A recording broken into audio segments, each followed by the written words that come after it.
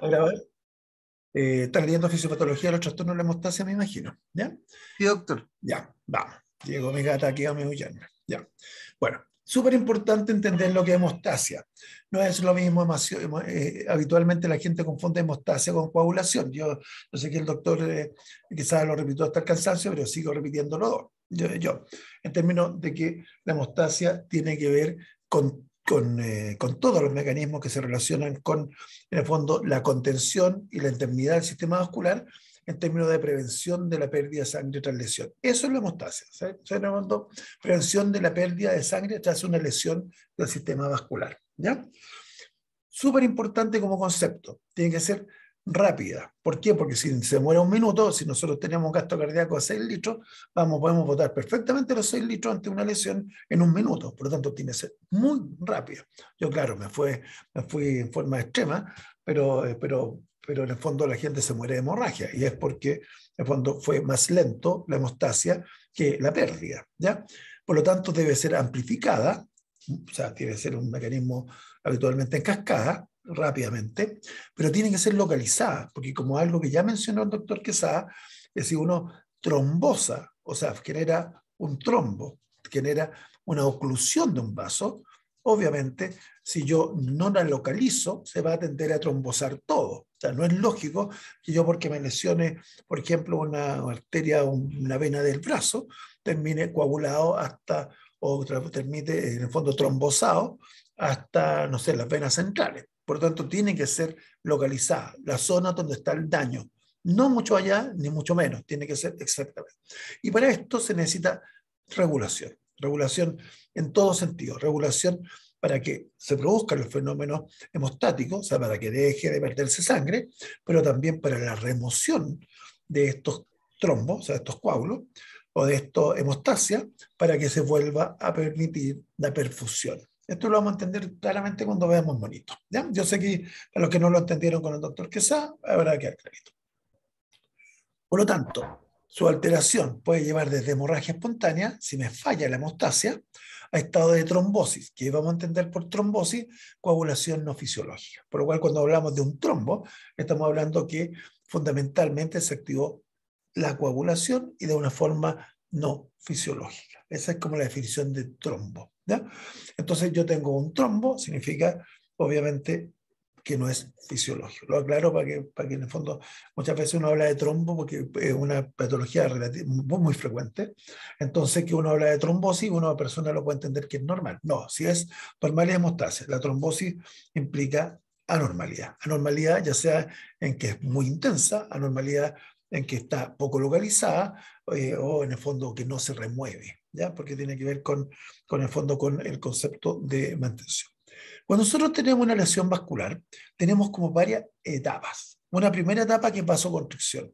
En el fondo, esto ocurre por forma refleja, hay distintas teorías, otra que es daño muscular, habitualmente se lesiona la pared vascular, a eso me refiero, de tal manera que se produce vasoconstricción. Nosotros todos lo hemos vivido. Si nosotros nos cortamos habitualmente, pónganse con algo muy filudo, como una gilet o un bisturí, lo primero que se ve es que se pone pálido. Y después a los minutos o a los 30 segundos comienza a sangrar. Es una vasoconstricción absolutamente incontrolable y tiene que ver con, me refiero a incontrolable por nosotros, que tiene que ver con fenómenos reflejos, con reflejos miogénicos, incluso con el mismo endotelio que libera tromboxano, un montón de cosas. Pero el concepto, vasoconstricción. ¿Cuál es el sentido de la vasoconstricción? Cambiar los flujos. Si se produce vasoconstricción, se va a alterar el flujo. Al alterarse los flujos, vamos a tener flujos turbulentos. Si tenemos flujos turbulentos, vamos a tener la posibilidad que elementos figurados que normalmente van en el medio de los flujos laminares, esto lo vimos un poco cuando hablamos ¿cómo se llama?, de aterosclerosis, placas, en general salen las plaquetas como elementos figurados de la parte laminar, de la parte del medio, y entran en contacto con, en el fondo, el endotelio. Y obviamente eso se logra gracias a estos fenómenos de vasoconstricción, que en el fondo lo teórico es que llevan, por un lado, a que disminuir el flujo sanguíneo, obvio, y por otro lado, a generar cambio en el movimiento de los flujos laminares o la pérdida de los flujos laminares dentro del vaso. ¿Ya? Y en una primera etapa, que tiene que ver, que es clave, y vamos a ver que cada una de estas etapas se relaciona con otra, con la formación del tapón plaquetario. O sea, y eso se llama hemostasia primaria. Hasta ahí llega, o sea, la hemostasia primaria llega hasta a que se produce el tapón plaquetario. En forma consistente y en forma simultánea, como vamos a ver, la plaqueta no es tan inocente en términos de solamente participar en la hemostasia primaria, sino que participa también en las otras hemostasias, o sea, en la hemostasia secundaria, que tiene que ver con la formación del coágulo. ¿Ya? Cuando uno habla de coagulación, está hablando de la hemostasia secundaria. Por eso hay que tener cuidado, porque si es como un trastorno de la hemostasia, uno no está hablando solamente de la hemostasia secundaria, puede estar hablando perfectamente también de la hemostasia primaria. ¿Ya? Y tenemos, por último, la remoción del coágulo. ¿Por qué la remoción del coágulo? Porque el coágulo puede terminar ocluyendo el vaso donde se produjo la lesión. Por lo tanto, podemos tener un problema de isquemia, por lo cual ahí nos conviene hacer fibrinólisis, o sea, remover el coágulo. ¿Ya? Y esos son con las hemostasias, ¿cómo se refiere? Hemostasia primaria, secundaria y terciaria, que tienen su nombre propio. Hemostasia primaria, en el fondo, plaqueta; hemostasia secundaria, coagulación; y hemostasia terciaria, fibrinólisis. ¿Ya? Ah, no, yo pensé que alguien sacaba. Una consulta, doctor. ¿Sí? Respecto de la hemostasia secundaria, ¿Sí? ¿por qué mecanismo se produce la formación del coágulo? Es que recuerdo Vamos a verlo. Si no me censuraron la diapo, vamos a verlo ahora. ¿Ya? Ah, ya, ¿Ya? listo, lo espero entonces. Claro. Entonces, la idea, mira, la idea mía siempre es tratar de repasar, porque ustedes, como ustedes sabemos, no sé cuántos saben y cuántos no saben. Entonces, el repaso homogeniza un poco, pero bueno. ¿Por qué se procesa vasoconstricción? Terminaciones dolorosas, yo hablé de dos fundamentalmente: espasmo miogénico local, liberación plaquetaria tromboxano 2, también puede ser disfunción o relacionarse con función endotelial, lo que genera éstasis sanguínea y favorece la fase siguiente. Ya lo había dicho, lo único que no nombré fue las terminaciones nerviosas, pero también tiene que ver con afectación, con dolor. ¿Ya? Mira, yo la había sacado, estimado doctor Quesada, me las dejó. Ya, tenemos, súper importantes las plaquetas, hay que entender las plaquetas, pues son re importantes. La mayoría de los fenómenos actuales de mortalidad cardiovascular tienen que ver con tratamientos que tienen que ver con las plaquetas, por lo tanto hay que conocerlas. ¿Ya? Las plaquetas son chiquititas, 2 a 4 micras de diámetro, salen a partir del megacariocito, en el fondo desprenden, aquí tenemos nuestro megacariocito, tiene su factor de crecimiento, que es la trombopoyetina. Y les digo, no les doy el nombre, trombopoyetina, porque ahora existen comercialmente, en el fondo, sustancias que son trombopoyetina y que activan la producción de plaquetas, para que vean ustedes lo desarrollado que está todos los sistemas desde el punto de vista de tratamiento. El nombre es el Trombopag, así se llama el Trombopag, y son trombopoyetinas para que se produzcan mayor cantidad de plaquetas. Ahora, las plaquetas lo que hacen, o sea, en el fondo lo que hacen es se desprenden pequeños pedacitos del megacariocito y se produce la plaqueta. ¿Ya? Ahora, la concentración es gran cantidad, 150 a 300 mil, pero desde el punto de vista práctico, uno solamente espera hemorragia espontánea bajo 50.000, 60.000. ¿Ya? O sea, en el fondo tenemos de sobra, y tiene sentido por qué tener de sobra, porque son clave en la hemostasia. Si no tenemos plaquetas, en el fondo nos podemos morir perfectamente de una hemorragia, por lo cual tiene que haber mucha reserva. Entonces, imagínense, se habla de trombocitopenia bajo 100.000 y obviamente ya es crítica, bajo 50.000 ya se transforma en un problema clínico. Ojo, se producen en forma reactiva, también en situaciones de forma aumentada, que en el fondo que se llama trombocitosis, y obviamente por suerte, para que den problema, tiene que ser sobre 1.000.000 o cantidades muy estratosféricas, por lo cual tranquilo.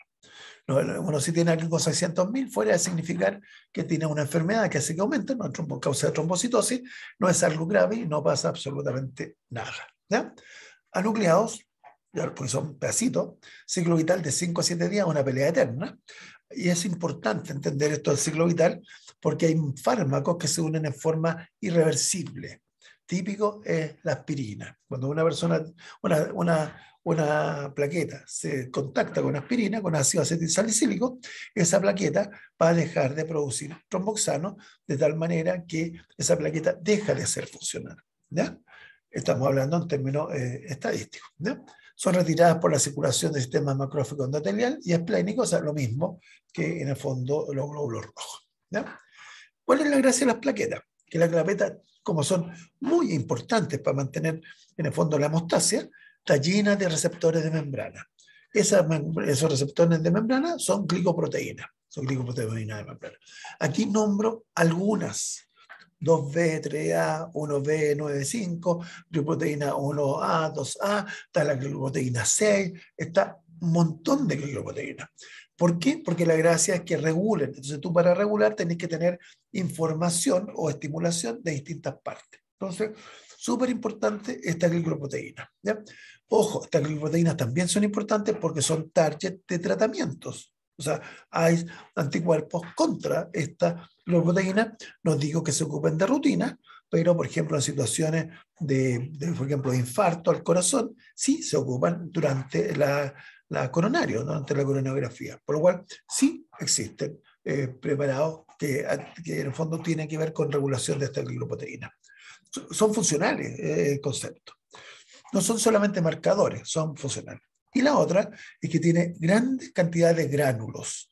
Ahora, ¿qué es lo que tiene estos gránulos? Y aquí es donde entra lo interesante en términos. Traen factor plaquetario 4. ¿Eso qué significa? Que traen un factor estimulante del crecimiento. Traen von Willebrand. Esto es un factor de la agregación, pero que ensambla en el fondo el funcionamiento. Tenemos fibrinógeno. Fibrinógeno, ¿qué es lo que es? El factor 1. Por lo tanto, ojo, coagulación, hemostasia secundaria. O sea, da precursores que se relacionan con la hemostasia secundaria. En los gránulos densos viene ADP, lo cual son proamplificantes del fenómeno de agregación, ya vamos al tiro lo que es agregación, y calcio, que ojo, el calcio es muy importante en la hemostasia secundaria, y otras cosas. Esto lo vamos a ver con más detalle en otra diapositiva, pero para que vean lo importante que es, ¿ya?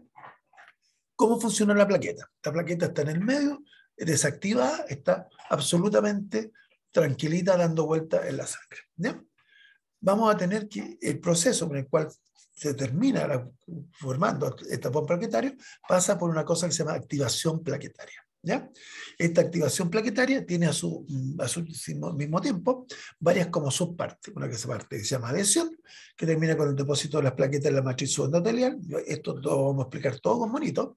Una segunda parte que es agregación, que en el fondo consiste en la cohesión plaquetaria, que se unen estas plaquetas, también lo vamos a ver.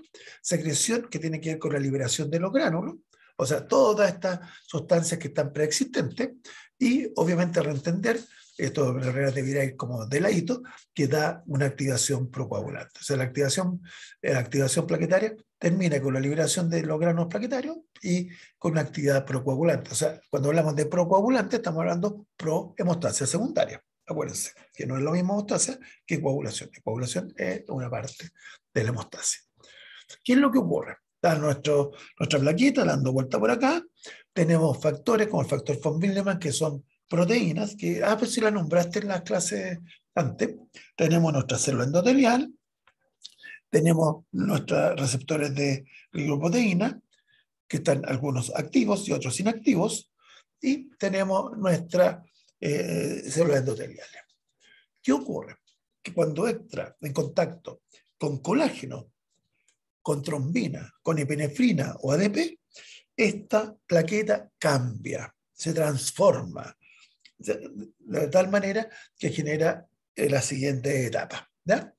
Ahora, vamos a hacer el modelo que se activa en relación a un daño del endotelio. O sea, vamos a hacer como que acá, ¡pum!, se echó a perder el endotelio y entra en contacto con colágeno o factor de von Willebrand en la matriz.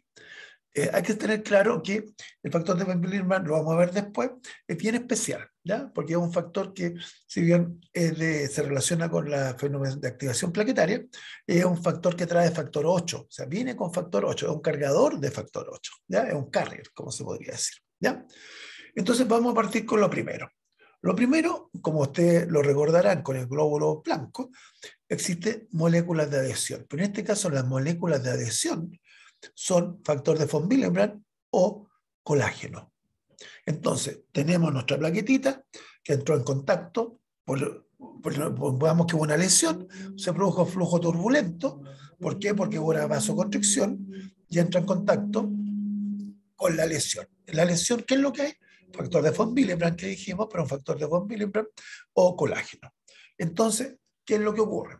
Se unen el colágeno con la glicoproteína 1A, 2A, o el factor de von Willebrand con 1B, con la glicoproteína 1,9B, por lo cual se activa, entonces, perdón, se modifica teniendo cambios morfológicos pseudófonos. Entonces comienza a hacer como son moléculas, entre comillas, de adhesión, no son moléculas de adhesión como la interleuquina típica, pero se produce adhesión, comienza a haber esta especie de torque. En realidad se ha demostrado que no es un rolling, no es como que estuviera roleando. Yo tengo una diapositiva antigua, pero cual habla de rolling.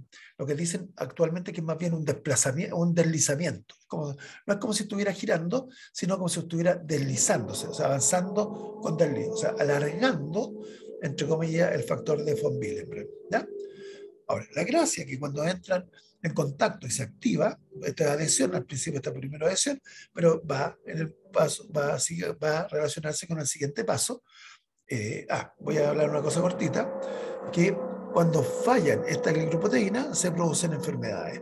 Entonces, cuando falla la unión con la glicoproteína 1B95, tenemos una enfermedad que se llama enfermedad de Bernard-Soulier.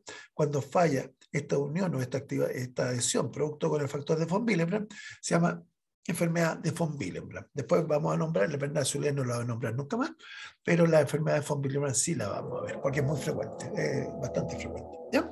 Entonces, la primera enfermedad, ¿por qué ocurría? No lo escuché. ¿Bueno? La primera, la de Bernard-Soulier. Está ahí por mal funcionamiento de la glicoproteína 1B95. O sea, en el fondo, la enfermedad de Bernard-Soulier es una alteración que tiene que ver con la unión del factor von Willebrand, pero es específica. Ahí lo vamos, por eso te digo que lo vamos a ver después, ¿ya? Sí, pero está, el Bernard-Soulier no lo vamos a nombrar, perdona, no la vamos a nombrar más que esto, pero lo que trato de decir es que hay distintas alteraciones de esta glicoproteína. Cuando tiene que ver con el factor de von Willebrand, se llama enfermedad de von Willebrand. Cuando tiene que ver con la alteración de la glicoproteína 1B95, es la enfermedad de Bernard-Soulier, que, vuelvo a decirle, no tiene ninguna importancia en términos clínicos. Lo que le estoy diciendo es que existen estas enfermedades porque si bien existen con poca frecuencia, la enfermedad de Bernard-Soulier existe, por lo cual es un diagnóstico diferencial de la enfermedad de von Willebrand porque tienen las dos que ver con adhesión, ¿ya? Ahora, el siguiente cambio, dijimos que cuando hay adhesión, cuando comienza la adhesión, hay cambio morfológico y hay cambio que quiere la posición de pseudópodos, ¿ya? ¿Por qué es importante esta pseudópodo? ¿Y por qué es tan importante la agregación?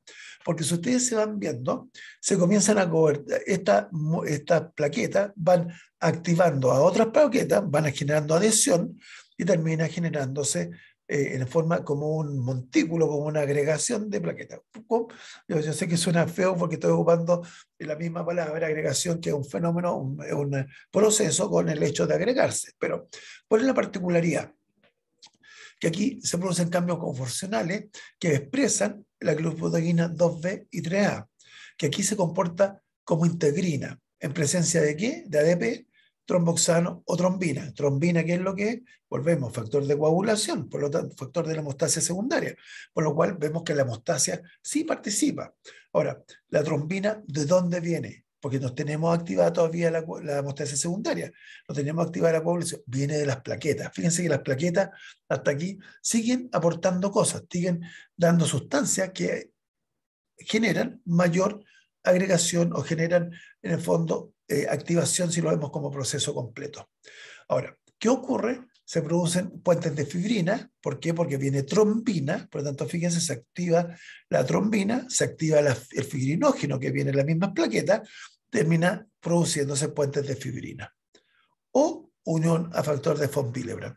De tal manera que se comienza a formar este tapón plaquetario. ¿Se dan cuenta? Entonces, la adhesión, claro, es importante sin duda, pero lo importante es que se ponga este verdadero tapón, porque esto se dan cuenta, no hay una unión, está uniéndose al suendotelio, pero no hay una unión dura, no es un tapón, está adheriéndose. La gracia es que la agregación, lo final, es que termina generándose este tapón. Si se dan cuenta, aquí tenemos una lesión endotelial, aquí hay endotelio, aquí hay endotelio, aquí no hay endotelio, ¡pum! Se agregaron todas estas plaquetas y se produjo este tapón. ¿Ya? Ahora, para que haya un buen tapón, ¿qué necesitamos? Que haya glicoproteína 2B3A. ¿Dónde sale esa glicoproteína? De la activación plaquetaria. La plaqueta, al activarse, se genera esta glicoproteína 2B3A, o se llama o una integrina, o el otro nombre es como integrina, es integrina alfa 2B beta 3, pero requiere para esto ADP, tromboxano y trombina. Actúa mediante los receptores de ADP P2Y1 y P2Y12. Este es el más importante actual porque es el que antagonizamos farmacológicamente. Todo esto hay fármacos. Cuando nosotros damos como antiagregante en un contexto de infarto, en un contexto de accidente vascular, damos un medicamento que se llama clopidogrel, y el clopidogrel lo que antagoniza es un anti-ADP y por receptor P2Y12. Cuando damos aspirina, todos han escuchado infarto agudo del miocardio, infarto cerebral, dar aspirina o ácido acetosalicílico, actuamos sobre el tromboxano. Ahí estamos actuando sobre la agregación y por eso son tan importantes. ¿Ya?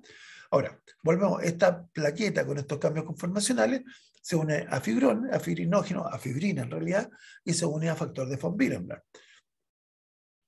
Cuando se produce alteración en esta activación producto de la glicoproteína 2B3A, se produce la trombostenia de Glassman. Por lo tanto, es un problema de la agregación, por lo cual hay falla en la hemostasia primaria. Y este es el monito que me interesa. ¿Sí? ¿Aló? La diapo anterior me causó curiosidad, dice coberturas de pequeñas lesiones se producen Sí, todos los días. todos los días. ¿Qué se Nosotros refiere con eso? que todos los días tenemos lesiones de este tipo. Todos los días nosotros tenemos lesiones endoteliales. Nosotros nos sentamos y podemos tener lesiones endoteliales. Nos damos un golpecito, chicos, y tenemos lesiones endoteliales. Todos los días existen lesiones endoteliales, tanto mecánicas o no mecánicas. O sea, tú te das un golpe con cualquier cosa, un golpe pequeño. Hay personas que tú has visto que le salen una equimosis. Claro, es porque en el fondo no agregó bien, pero lo normal es que estemos agregando. Pero todo el día estamos haciendo lesiones endoteliales, todo el día, todos los días. La gracia es que mediante la agregación plaquetaria no tenemos mayores problemas. Si nos falla la agregación plaquetaria, vamos a tener pequeñas, y el mecanismo en general es que no se produzca una hemostasia secundaria, sino que llegue solamente hasta la agregación. ¿Por qué? Porque vamos a ver, esto está todo limitado, todo esto está regulado de tal manera que no se sobreagregue, porque, a ver, para que tú lo entiendas, viene el monito siguiente para que lo entiendan mejor, ¿ya? Nosotros tenemos esta lesión, aquí tenemos nuestra plaqueta, se produjeron esta integrina, aquí una unión de mayor intensidad con la glicoproteína 6, pero en el fondo tenemos aquí uniéndose al colágeno, uniéndose a la glicoproteína 1B95, ya lo nombramos, uno al colágeno, perdón, uno al factor de von Willebrand, otro al colágeno, me equivoqué, lo dije mal, porque al colágeno en la glicoproteína 6 y la glicoproteína alfa 2 beta 1, la glicoproteína 1B95 es factor de von Willebrand, pero se expresan, se dan cuenta, otras glicoproteínas, de tal manera que se produce este entramado. Esto, imagínense que esto es un vaso. Si yo tengo este vaso, estoy tapando, por lo tanto no hay flujo. ¿Qué pasa si se activa la coagulación? Más se va a tapar. Entonces la idea es que todo esto esté regulado, que no haya ni mucho ni poco, sino lo justo, ¿ya? Entonces, todos los días nosotros tenemos lesiones vasculares, todos los días, y tienes que hacer un acto de fe. Si tú te das un pequeño golpe, se producen lesiones vasculares, pero la mayoría de las veces alcanza un nivel de agregación, o sea, no se produce un gran coágulo, se produce esto. Y es el mecanismo más importante para la cobertura de pequeñas lesiones endoteliales que se producen todos los días. Eso es lo que traté de decir ahí, ¿ya? El fenómeno de coagulación también puede existir, pero tiene que ver con lesiones de mayor intensidad en general, ¿ya? Pero volvemos, depende de la cantidad de plaquetas activadas, depende en el fondo del tipo de lesión, etcétera, ¿ya? Ahora, ¿quedó claro, no? ¿Aló? Sí, profe, clarísimo. Ya. Fíjense lo que ocurre. Aquí nosotros tenemos nuestra agregación. Vamos a expresar, porque se activó la plaqueta, también vamos a expresar P-selectina. ¿Cuál es la gracia de la preselectina? Que se une a leucocitos. Por lo tanto, fíjense que estamos también reclutando leucocitos. O sea, y ahí, entre otras cosas, es cuando uno habla de la hemostasia, que la hemostasia se relaciona con fenómenos de tipo inflamatorio, porque también se reclutan leucocitos. ¿Ya? También hacia distal, supongamos que todavía se mantiene el flujo, ¿qué es lo que va a haber? Va a haber agregados de leucocito plaquetario hacia distal. O sea, aquí supongamos que el flujo viene de izquierda a derecha, vamos a tener también que se va a expandir, van a digamos, llevarse por el flujo agregados plaquetarios, micropartículas de plaqueta, de trombina, que dijimos que tiene que ver con hemostasia, tromboxano, serotonina. Por lo tanto, el fenómeno, si se dan cuenta, en el fondo tenemos que antagonizar este fenómeno, porque si no va a seguir expandiéndose, porque si nosotros tenemos aquí un tromboplaquetario, si hay flujo, va a tender a expandirse, va a tender a crecer. ¿Ya? Ya. Aquí salió, faltó una diapositiva, pero, no, aquí está, perdón, dije una. Si tenemos endotelio sano, ¿qué vamos a tener? Vamos a tener óxido nítrico, vamos a tener prostaglandina, vamos a tener ADPasa. ¿Qué significa ADPasa? Es una enzima que degrada ADP. Entonces, ¿qué es lo que vamos a tener? Vamos a tener que este endotelio sano va a limitar el aumento de este tapón, de la activación plaquetaria. Entonces, ¿se dan cuenta cuánto va a crecer este trombo?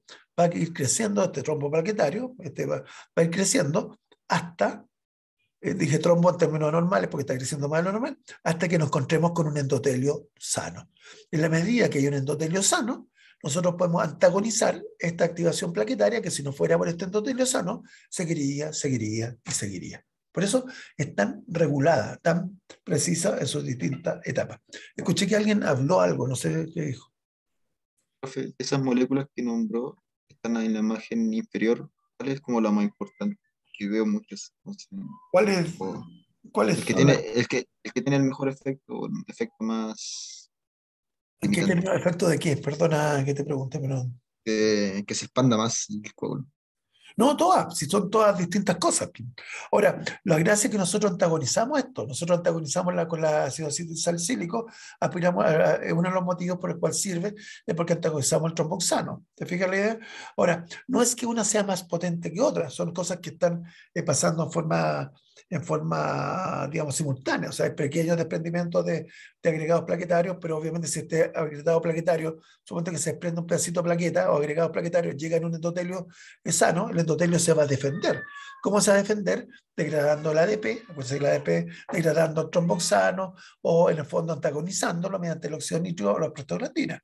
Pues que estas son protectoras. Entonces, en el fondo, el concepto que quiero que les cree es que todo esto que son elementos para progresión del trombo, como son la liberación de pequeñas cantidades de plaquetas, los agregados plaquetarios, micropartículas de plaquetas, la trombina que secreta las plaquetas, tromboxano, el ecutrieno que secreta las plaquetas o la misma serotonina, son antagonizados por un endotelio sano, de tal manera que se regula que no crezca más allá de lo que debe el tapón plaquetario.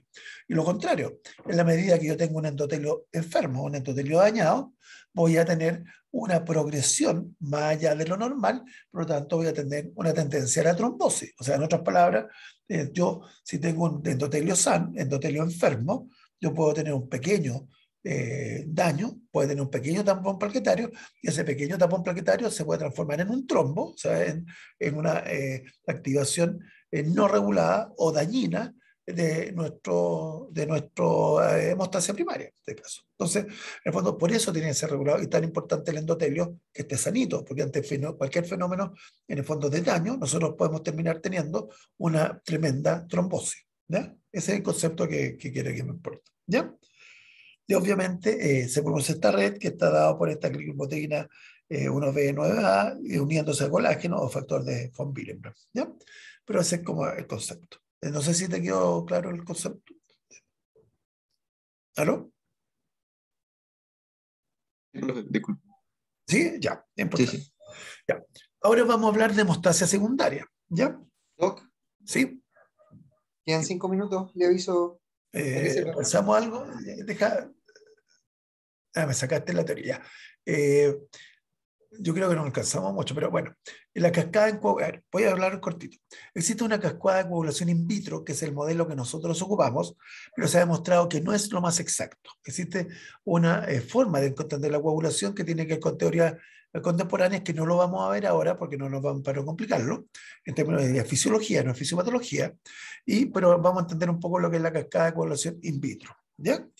Y in vitro tiene que ver con activación de proenzimas a enzimas activas. Ese es el concepto. Las enzimas, ¿qué es lo que hacen? Modifican ciertas proteínas que están inactivas, transformándolas en activas. Algunas son enzimas y otras no son enzimas. Por ejemplo, el fibrinógeno no es una enzima, por lo tanto es una molécula estructural que se transforma de soluble a insoluble, mediado por la trombina. ¿Cuál sería la enzima? La trombina. La trombina es una enzima conocida como factor 2, y lo que hace es activar el fibrinógeno soluble a insoluble. Volvemos, si está en la sangre como soluble, anda circulando. Si se transforma en insoluble, se va a precipitar. ¿Ya? Entonces, es súper importante porque en el fondo en eso se trata la hemostasia, se trata de algo que están solubles, que terminen tapando, terminen ocluyendo, terminen, entre comillas, solidificándose. ¿Ya? Entonces, tenemos que la trombina es una enzima que transforma el fibrinógeno soluble a fibrina insoluble. ¿Ya? Se habla clásicamente de dos vías, una intrínseca y una extrínseca, que llegan en conjunto al factor 10. El factor 10 activado se llama factor tenaza. O sea, es una tenaza, ten de número 10 y asa porque también es una enzima. Entonces, tenemos que, aquí he nombrado dos enzimas, la trombina, que en el fondo es el factor 2 activado, y la tenaza, que es el factor 10 activado. ¿Por qué nombro con tanto énfasis estas dos? Porque estas dos son, entre comillas, la enzima o los factores enzimáticos que son los más potentes y los que tienen mayor interés en términos clínicos, farmacológicos, y por lo cual hay que conocerlo. ¿Ya? Ahora, las dos vías, intrínseca y extrínseca, convergen en el factor 10. De ahí parte la vía común, y la vía común termina activando la protrombina, que es el factor 2 inactivado, en trombina, que es el factor 2 activado. La trombina es una enzima. Como buena enzima, volvemos a decir, fibrinógeno a fibrina. ¿Ya? ¿Cómo se regula esto? Porque hasta el momento estamos hablando de puras activaciones. Existen sustancias inhibitorias de los factores activados. Por lo tanto, cuando hablamos de coagulación o hemostasia secundaria, vamos a tener factores procoagulantes y factores anticoagulantes. ¿Por qué? Porque volvemos, esto tiene que ser finamente regulado. Entonces, las plaquetas tienen que ser reguladas, ya lo dijimos cuando hablamos de hemostasia primaria. Se tienden a trombosar y tiene que haber regulaciones para que no se expanda y que quede contenido al daño. Lo mismo pasa con la coagulación. En la hemostasia secundaria tenemos que tener mecanismos procoagulantes para generar en el fondo el coágulo y mecanismos anticoagulantes para que este coágulo no sea mucho mayor de lo que queremos. ¿Por qué no queremos que sea más grande? Porque se termina transformando en tapón de la circulación, tapón del vaso, y termina generando alteraciones de la circulación de la sangre, o sea, termina haciendo fenómenos de tipo trombótico. ¿Ya? Y aquí yo creo que lo vamos a dejar, después vamos a ver los méritos. ¿Ya? En la cascada de la coagulación, todos los factores son de síntesis hepática, salvo el factor de von Willebrand, que lo produce el megacariocito, o sea, entre comillas, plaquetas, porque el megacariocito produce plaquetas, por lo tanto andan en las plaquetas, dentro de las plaquetas, y endotelio. ¿Ya? Por lo tanto, volvemos. Si tenemos, si en el fondo tenemos un endotelio disfuncional, también vamos a tener déficit de factor de von Willebrand. Mira qué interesante, porque no es endotelio, entonces, bueno, esto se tiene que ver con coagulación, por lo tanto no debiera, o con hemostasia, por lo tanto el endotelio, pero aquí también falta el factor de von Willebrand. Entonces, ya, y es sumamente importante que existen factores que se llaman dependientes de vitamina K, porque esto nosotros lo ocupamos clásicamente como anticoagulación. Cuando hablamos de tratamiento anticoagulante, no sé si ya están viendo pacientes en clínica, nosotros tenemos en Chile los que más se siguen ocupando son anticoagulantes dependientes de vitamina K o inhibidores de la vitamina K. Es bien importante que los factores que inhiben la vitamina K son 2, 7, 9 y 10, que son procoagulantes, y tenemos al tiro, como voy mencionando, dos factores que se relacionan con anticoagulación. Uno que ya lo mencionó el doctor, bueno, este sistema ya lo mencionó el doctor Quesada, que es la proteína C y la proteína S, que son mecanismos anticoagulantes. Entonces, fíjense que todo esto está, volvemos, súper regulado, que haya hemostasia, que se frene la salida de sangre de un vaso, pero por otro lado, que no haya trombosis, de tal manera que no sea exagerado. Ahora, al mismo tiempo, puede haber fallas de la anticoagulación, o sea, perdón, puede haber fallas de la hemostasia primaria, que sangre mucho, o que simplemente, pero no, o que coagule, o que te haya un tapón plaquetario en exceso, una activación plaquetaria aumentada, o también en la hemostasia secundaria, que sangre mucho, o que simplemente no se produzca el coágulo. ¿Ya? Dejémoslo acá, por ahora son exactamente las 18:42. Quedamos aquí. Me parece súper bien. Ahí en esta está lo que había preguntado, me parece que era Máximo. Sí, Sí. yo había preguntado. Aquí está las diapos que vienen ahora, que en realidad van a ser mañana a la mañana, tienden a responder tu pregunta, ¿vale? Sí, no hay Chicos, ¿alguna problema. duda? Dudas, consultas, preguntas, comentarios, Dudas, preguntas, consultas, comentarios. peleas, La Lisette ahí se nos discusiones. espantó. No, Brian se nos espantó. ¿Por qué? No, por las vías parece. Intrínseca y extrínseca. Pero Pero, eso, hablando en serio, no existe. Pero esto no lo saben, perdón, no lo han visto.